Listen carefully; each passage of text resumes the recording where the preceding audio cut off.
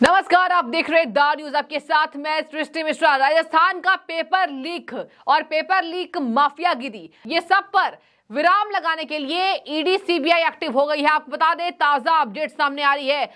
REET paper leak जो मामला था, जो घोटाला समझ जाइए, यहां पर जो पेपर लीक मामला था, इसमें ईडी के ताबड़तोड़ छापेमारी हो रही है। और आपको बता दें कि राजस्थान में जयपुर सहित 10 जगहों पर ईडी की ताबड़तोड़ छापेमारी हो रही है। ब्रेकिंग न्यूज इस वक्त की बात करें, जयपुर, नागौर, डिडवाना के 3 गांवों में प्रवर्तन निदेशालय की टीम पहुंच गई है और इस टीम के पहुंचने के बाद वहां खलबली मच गई है।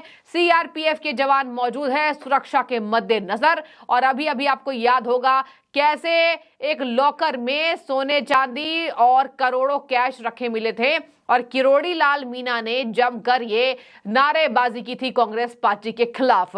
तो अब देखिए, ईडी सीबीआई की रेड पड़ी है और ये घोटालों की भी जांच है, ये पेपर लीक की भी जांच है, सबकी जांच एक साथ चल रही है।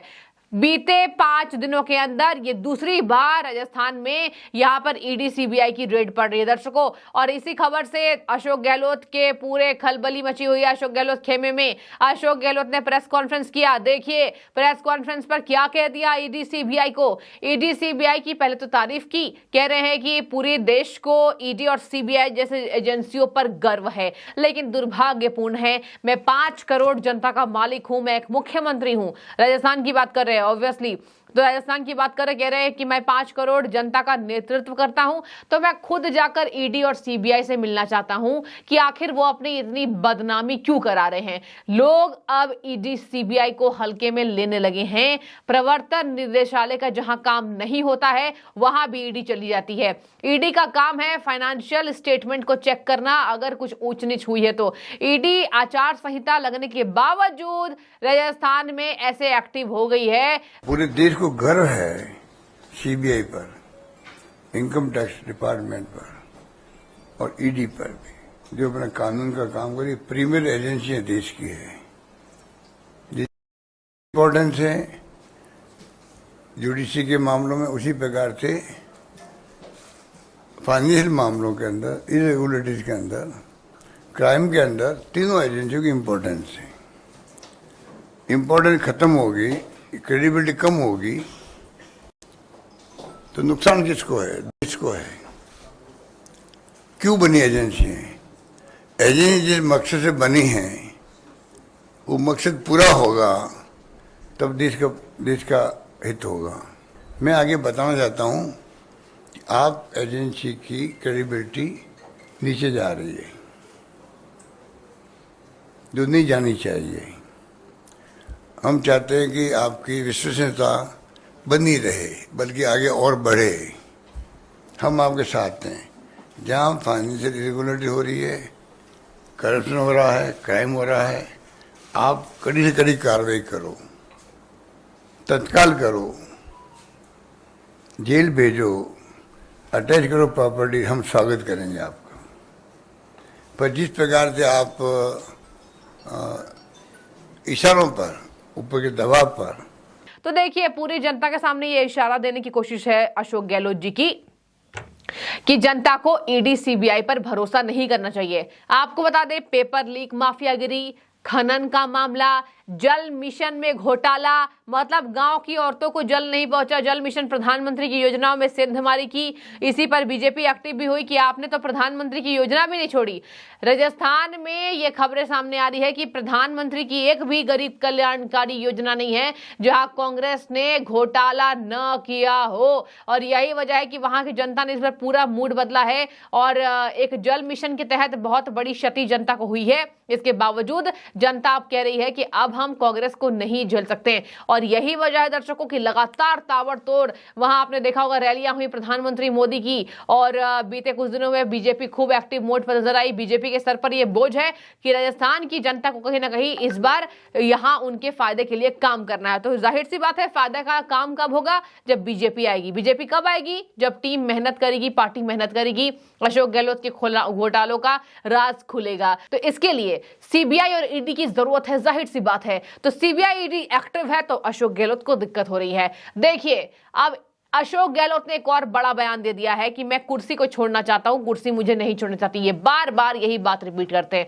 आपने देखा होगा अशोक गहलोत के लिए, जब मुख्यमंत्री पद के लिए उनसे जब कुछ बयान लिए जाते हैं तो वो हमेशा यही कहते हैं कि मैं कुर्सी को छोड़ना चाहता हूं, कुर्सी मुझे नहीं छोड़ती है। इसका मतलब ऐसा दिखा रहे हैं कि मैं मुख्यमंत्री बनना नहीं चाहता हूं, लेकिन मुख्यमंत्री पद की जो कुर्सी है वो मुझे पसंद करती है और भैया हम इसलिए मुख्यमंत्री बने हुए हैं। आपको बता दें उन्होंने एक और खुलासा किया, सोनिया गांधी के कांग्रेस अध्यक्ष बनने के बाद पूरे देश में जो हुआ वो ये हुआ कि अशोक गहलोत को राजस्थान का मुख्यमंत्री घोषित किया गया है।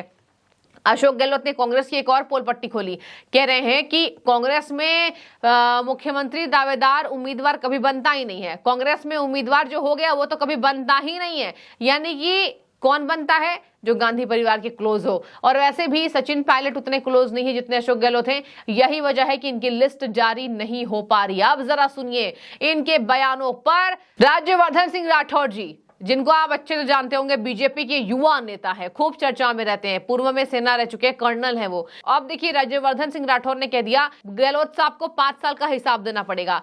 राजस्थान में केंद्र सरकार की कोई ऐसी योजना नहीं है जिसमें घोटाला नहीं हुआ है।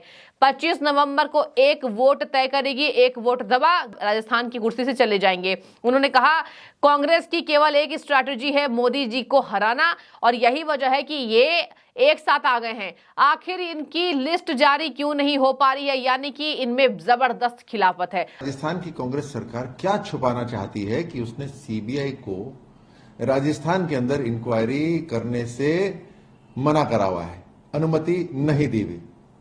इसका मतलब है कि राजस्थान सरकार को खुद ही इंक्वायरी करनी चाहिए। अब अनेकों घोटाले हो रहे हैं राजस्थान के अंदर, चाहे पेपर माफिया हो, चाहे खनन माफिया हो, अलग अलग तरह से यहां पर लूट मची हुई है। सचिवालय के अंदर सोना और करोड़ों रुपए निकलते हैं, लॉकरों के अंदर करोड़ों रुपए निकलते हैं, जो लोगों को पता भी चल जाता है किसके पैसे हैं ये सब के सब। जो अशोक गहलोत साहब ने खुद नियुक्त करे वो 18-18 लाख रुपए मांग रहे, कौन तहकीकात कर रहा है इसकी? तो जब 4.5 साल आपने तहकीकात नहीं करी तो अब तो केंद्र सरकार का अधिकार है जांच करने का, आपको तो जवाब देना पड़ेगा। और अभी खत्म नहीं हुआ मामला। जब राजस्थान को जरूरत थी, राजस्थान के नागरिकों को जरूरत थी, और राजस्थान के नागरिकों के यहां के रहने वालों ने सत्ता में कांग्रेस को जिम्मेदारी दी थी, तब तो आपके खेमे में खींचतान चल रही थी। और ऐसे 1 आध महीने नहीं, 4.5 साल कांग्रेस की सरकार के अंदर इसलिए खींचतान चलती रही कि सीएम, डिप्टी सीएम और मंत्री, उन सबको ज्यादा से ज्यादा महत्वाकांक्षा थी। जितना मिला था उससे संतुष्ट नहीं थे। राजस्थान की जनता का कतई चिंता नहीं थी। 4.5 साल खुद की चिंता करी, लड़ाई लड़ी, आपस में खींचतान हुई। अब किस लिए साथ में आए हैं? स्वार्थ के लिए साथ में आए हैं। चुनाव आ रहे हैं इसलिए साथ में आए हैं। और कितने साथ में आए हैं? तो लिस्ट क्यों नहीं जारी कर रहे? भाई हम साथ हैं तो हमारी लिस्ट ये रही, लेकिन हम साथ नहीं है, आपकी लिस्ट ही नहीं बाहर आ रही। पीछे घमासान चल रहा है, पूरी जानकारी पता चल रही है, लेकिन जनता के सामने लिस्ट नहीं आ रही। तो 4.5 साल तो स्वार्थ के लिए लूटा, और अब राजस्थान की चिंता नहीं करी। और अब जब खुद की चिंता आ गई है तो साथ आने का दावा कर रहे हैं। इससे राजस्थान को कोई लाभ नहीं होने वाला। आपका समय, गहलोत साहब, आपका समय निकल गया। अब तो हिसाब देना पड़ेगा। और हिसाब कैसे होगा? 25 नवंबर को वो बटन दबाकर हिसाब होगा, जनता हिसाब करेगी। दर्शकों, कल रात में लिस्ट आने की संभावना तेज थी, कल भी नहीं आई, आज भी नहीं आई। हम भी इंतजार कर रहे थे कि कांग्रेस की पहली लिस्ट जारी हो जाए। पहले लिस्ट राजस्थान की नहीं आई, बीजेपी की आ चुकी है, कांग्रेस की नहीं आई। सचिन पायलट के 19 समर्थकों के टिकट काटे जाने का ऐलान हुआ है और इसी वजह से जबरदस्त लड़ाई है। कांग्रेस पार्टी सचिन पायलट को खोना नहीं चाहेगी। युवा नेता है, बहुत अच्छी पकड़ है। अशोक गहलोत तो खैर करीबी ही हो गए, मुख्यमंत्री जी हैं। अब देखिए ऐसे में खूब घमासान मचा तो राज्यवर्धन सिंह राठौर इसी मुद्दे को लपक रहे हैं और कह रहे हैं कि ये देखिए घमासान मचा हुआ है और बात करते एकजुट आने की, ये खुद उम्मीदवार नहीं जारी कर रहे हैं। कहां गया इनका लिस्ट?